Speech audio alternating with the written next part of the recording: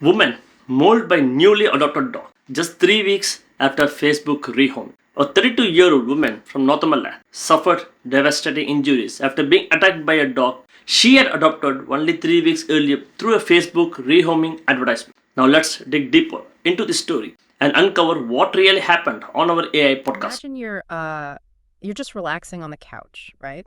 Mindlessly scrolling through your social media feed. Oh, yeah, we've all been there. Right. And amidst the usual, vacation photos and all those targeted ads, you see a post that just completely stops you in your tracks. Like a dog adoption post. Exactly. It's a picture of this really soulful-looking dog, and the caption says he urgently needs a home. And, instantly your heartstrings just get tugged. Of course they do. You have the space, you have the love to give, and you think, hey, I can provide the perfect rescue environment. It feels like this ultimate win-win scenario, right? You get a loyal companion and you save a life. Yeah, the intention behind that click is almost always pure. People really just want to do a good thing. Right. But the reality of what you might actually be bringing into your living room can be, entirely disconnected from that carefully framed photograph on your screen.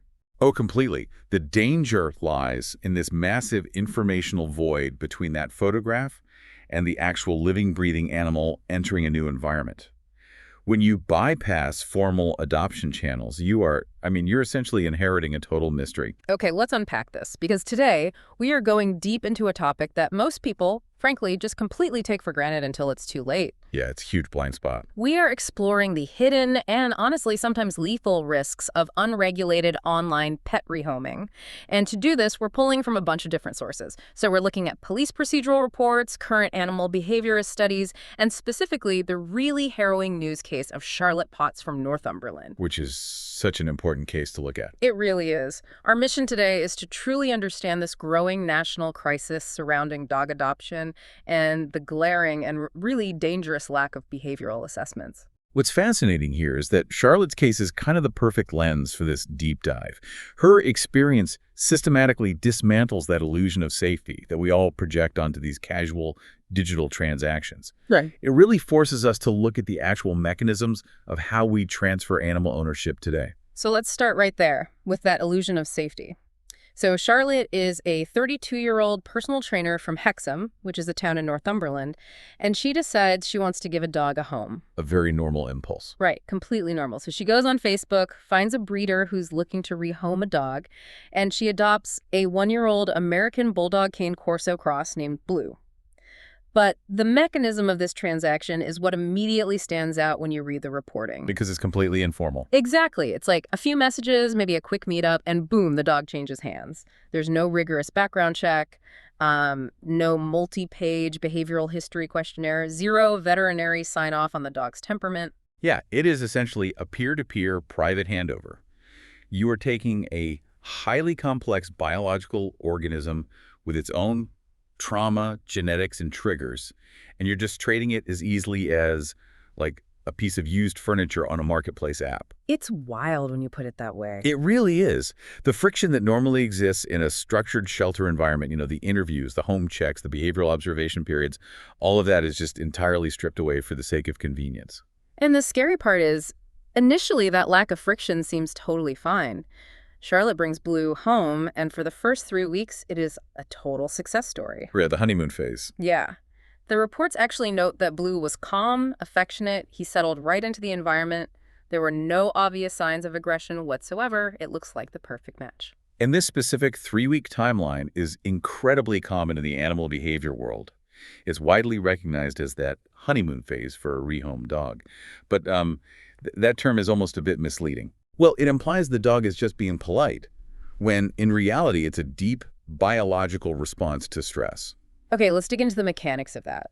Because when a dog is abruptly moved to a completely foreign environment, their stress hormones, primarily cortisol, right? Exactly. Cortisol spikes dramatically. Right, so it spikes, and they are essentially dropped into survival mode. Think about it. If I'm dropped into a foreign country where I don't speak the language and I have no idea what the rules are, I'm going to be very quiet. You're going to lay low. Exactly. I'm going to observe my surroundings before I act out.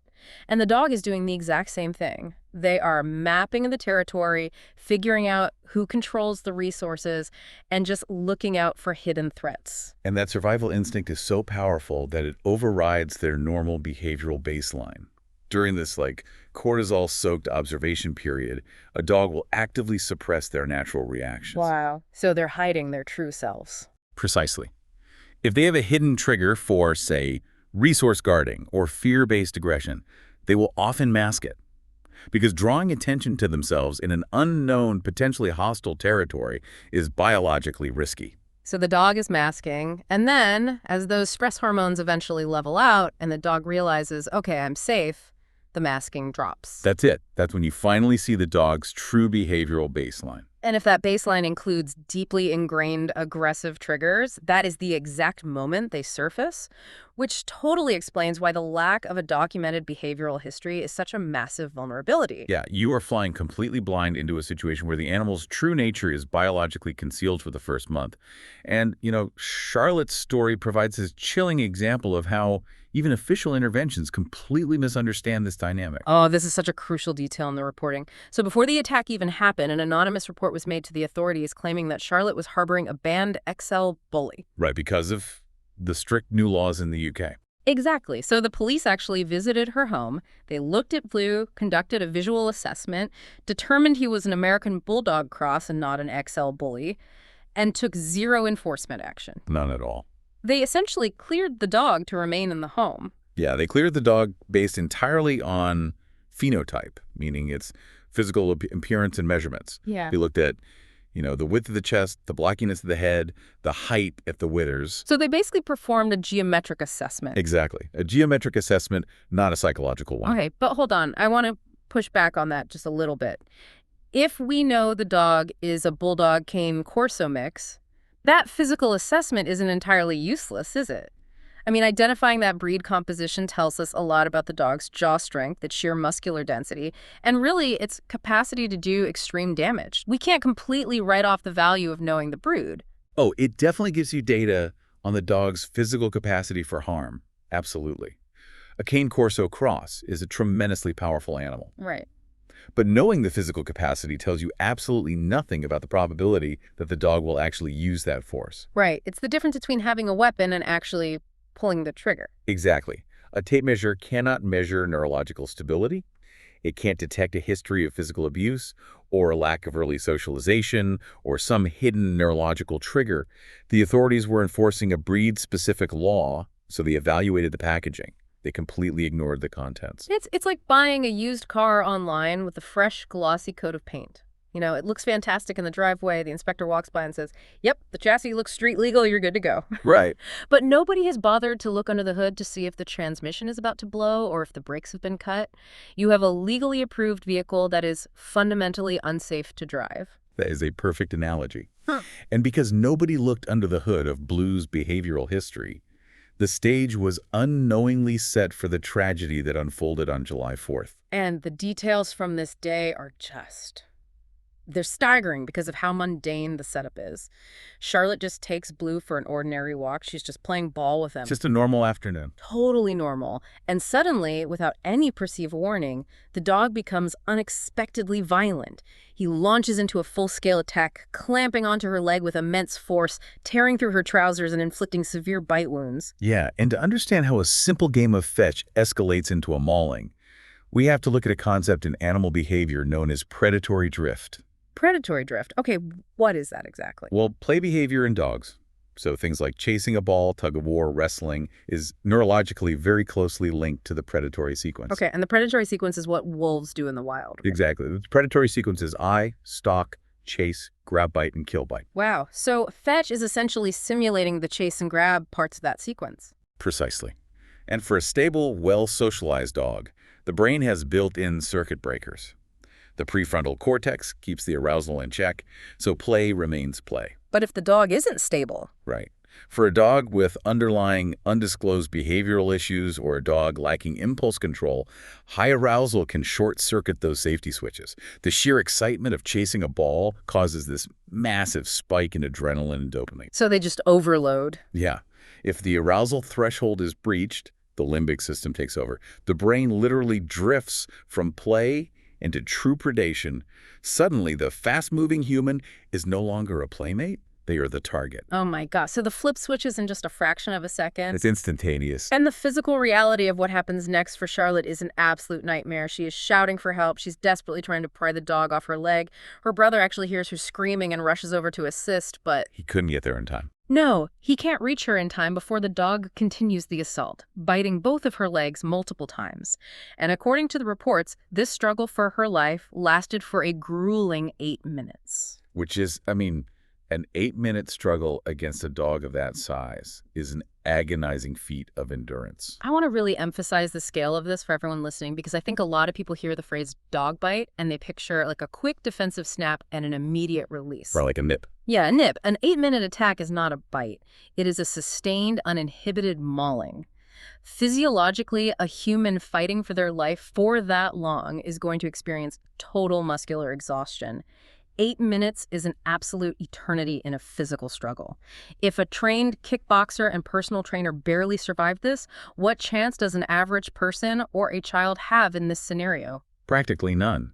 Yeah. The human body just isn't designed for sustained, maximum output combat. Within the first 2 minutes, your muscles are flooding with lactic acid. Right. By minute 4 or 5, the initial adrenaline dump begins to crash.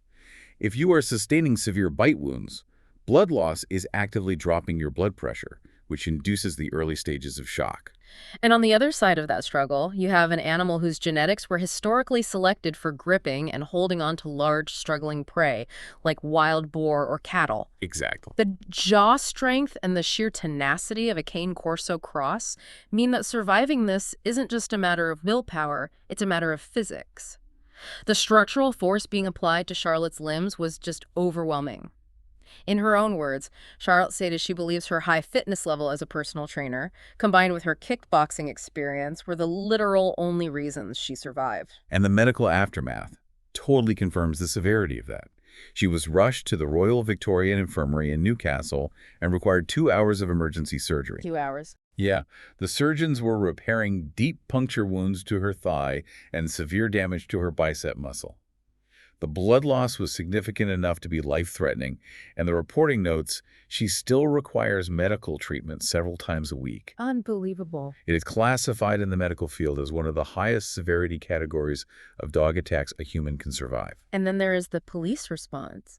Because emergency services arrived at the scene, but the situation was still so volatile, the dog was completely out of control, and the officers physically struggled to contain Blue. It was still an active threat. Very active. Because the immediate lethal danger to the public was still ongoing, the police had to euthanize the dog right there at the scene. And this conclusion? It just represents a total systemic breakdown of safety from every possible angle. You have a young woman left with life-altering physical and psychological trauma, and you have an animal that lost its life in a state of sheer panic and high arousal aggression, all because it was placed into an environment it was fundamentally unfit for. The system failed the dog just as profoundly as it failed Charlotte. When a rehoming operation lacks oversight, the result is destruction on all sides. It's a catastrophic failure of the process, and that moves us to the broader implications of the source material. Because remarkably, despite this horrific trauma, Charlotte's core message isn't anti-dog. Not at all. She says she still loves dogs. Her message is a desperate plea for structural caution. She is advocating that every single dog, especially large and powerful breeds, must undergo a comprehensive, mandatory behavioral assessment before being placed with a new family. And she's entirely right. Her isolated tragedy is a very visible symptom of a massive nationwide blind spot. We have this fundamental disconnect between how the law views animal ownership and the actual science of animal behavior. So, what does this all mean? If we look at the national context in the UK, serious dog attacks have become a massive growing concern. The government recently introduced heavy restrictions on XL bully dogs, and effectively adding them to the banned breed list without strict exemptions. Right, breed-specific legislation, or BSL. Yes, BSL. Yet despite this sweeping breed ban, the reports show that thousands of people are still being hospitalized every single year from severe dog bites across the country. If we connect this to the bigger picture, it's because breed-specific legislation is fundamentally flawed when it comes to actually preventing aggression. The scientific consensus among animal behavior experts is very, very clear. A dog snapping is rarely just one thing. It's a combination. Exactly. Aggression is not a solitary trait hardwired into a specific head shape. It is a complex, multi-layered cocktail. Let's break down that cocktail because I think it demystifies a lot of the fear. If you're listening to this and you're looking at your own rescue dog across the room, don't panic, but understand the elements at play here. Genetics definitely play a role in a dog's general temperament and physical capabilities, but the cocktail includes so much more. Oh, absolutely. It's early socialization like. Did the dog experience novel sights, sounds, and people during its critical development period as a puppy? If not, their baseline is often fear. It's also the training methods used by previous unknown owners. Was the dog subjected to punitive, pain-based training that suppressed warning growls? Oh, that's a huge one. Right, because a dog punished for growling will eventually skip the warning entirely and go straight to a bite. It's also environmental stressors. And a major, often overlooked ingredient in that cocktail is physical health. Behaviorists repeatedly point out that hidden chronic pain is a massive driver of sudden aggression. Yes. A dog with undisclosed hip dysplasia, or, say, a raging dental infection, has a razor-thin threshold for tolerance.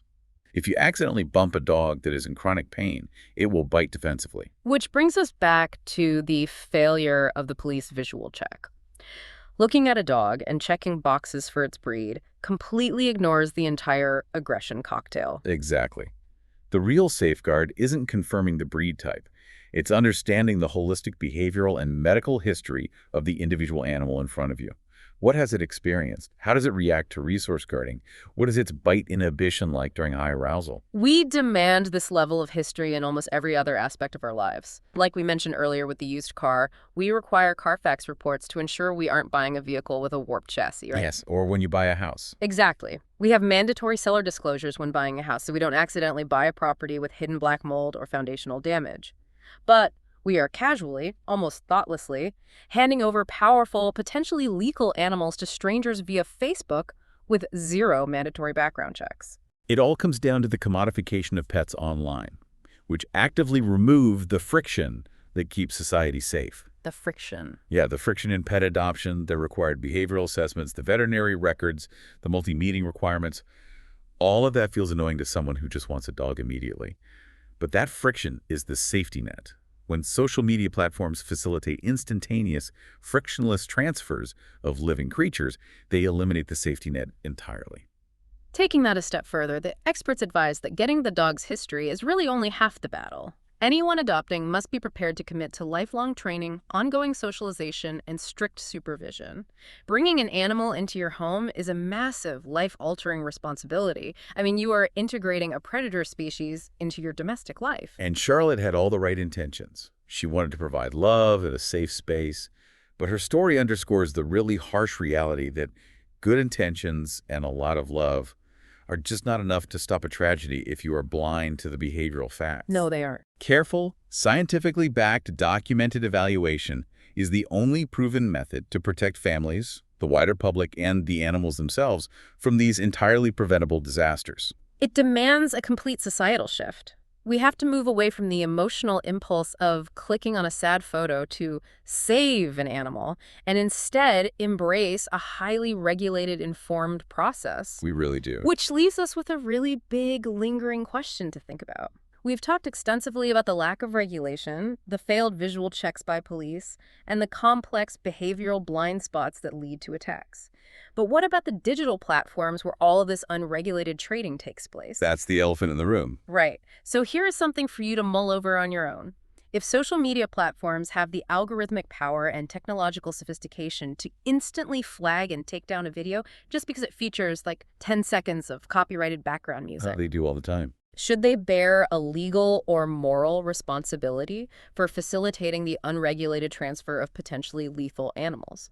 If the technology exists to police intellectual property with absolute ruthless precision, why is it completely absent when it comes to enforcing mandatory safety disclosures or behavioral warnings for the trade of live animals? It is a profound contradiction in our digital age. It forces us to really ask, who is ultimately accountable when the digital marketplace allows a dangerous situation to quietly transition into a physical home? Exactly. It makes you wonder who is left holding the bag when the true history of an animal finally reveals itself. Thank you for joining us on this deep dive. Stay curious, stay informed, and we will catch you next time.